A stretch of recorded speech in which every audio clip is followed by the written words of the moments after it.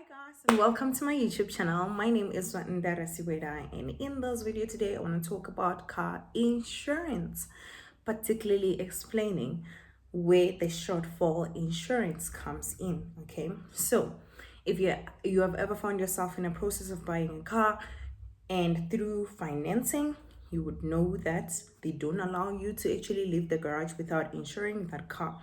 And this is simply because the money which you use to buy a car, it actually belongs to the bank. It's not your own money.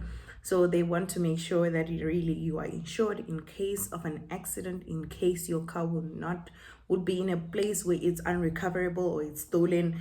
They will be able to recoup the money which they have used to finance that car. Okay, so there are different kinds of insurance that you can use to insure your car.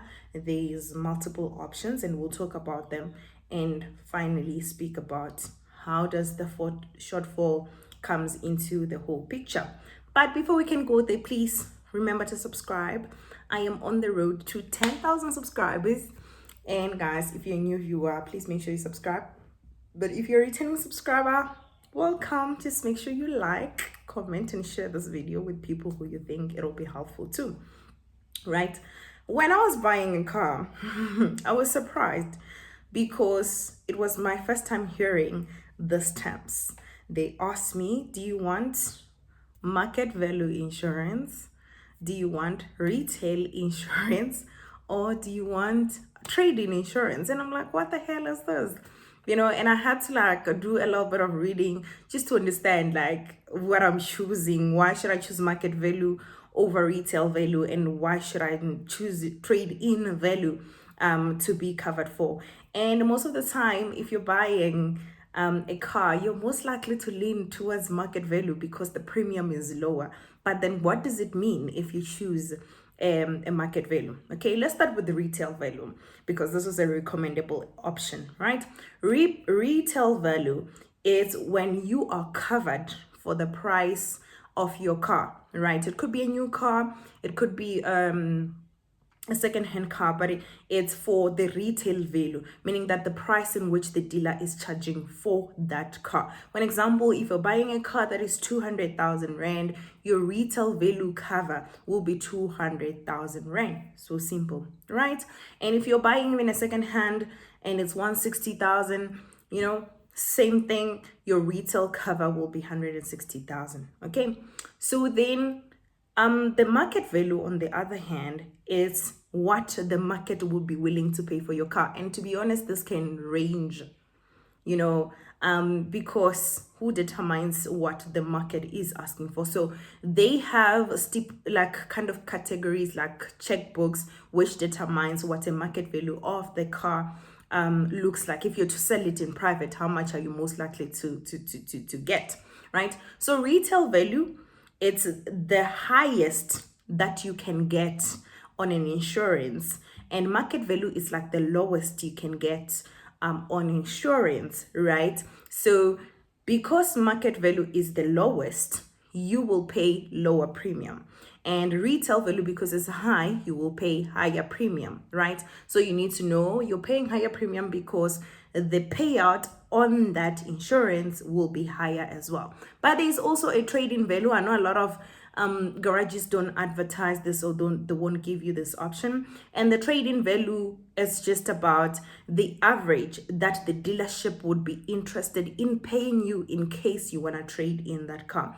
And this will be dependent on the history of your car, like has your car had an accident before, the mileage of your car, condition of your car in general. So it's like an average price that the dealership could be willing to pay in the time of an accident. Okay, so it's probably like in between market and retail. That's the trade-in value, right? So the difference premium which you pay on this type of insurance are different, and then they determine the amount in which you get. And then let's start with the retail because it's the recommendable.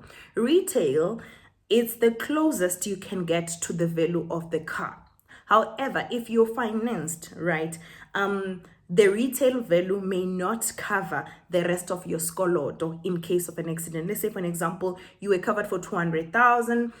because your car was 200,000, and then you go out and then you have your car stolen, and now you want to claim on insurance. The insurance will pay you 200,000. However, because you got your car on skoloto, that skoloto has interest rate. So therefore, even after you paying that 200,000, the company that has insured, that has paid for your car, like the bank, will still get you a payout value. Like if you're to pay out this car, how much will you pay, right?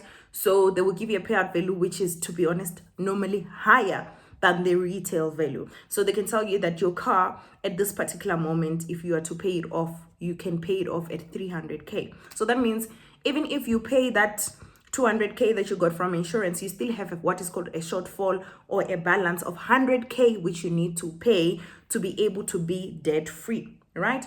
So this is where the shortfall insurance come in. So let's say, for an example, you get into an accident, insurance pays you your 200k, but the payout amount to the bank is 300k. That means you'll have a shortfall of 100k. So the shortfall insurance pays out for the remaining amount that you're still owing to the bank after the insurance has paid.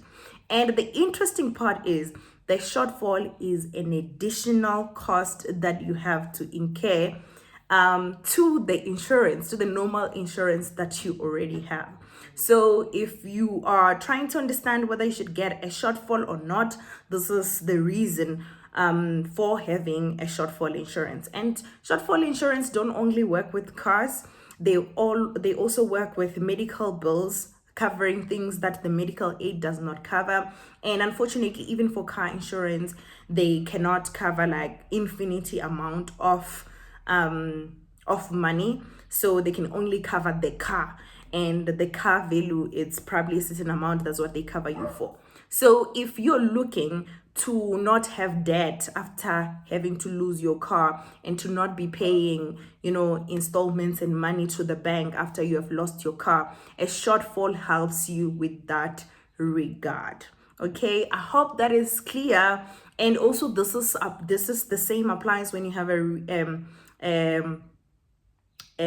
market type of cover, even when you have a trade-in type of cover. I don't know what differentiates the premium that you pay on a shortfall depending on the type of insurance that you already have. I only know for retail because my car is covered on retail and I have a shortfall, right? So before I can close, a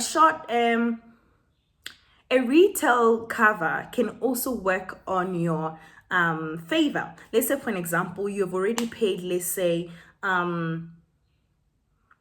100k on your car and you're only left with 100k. This is an example, right?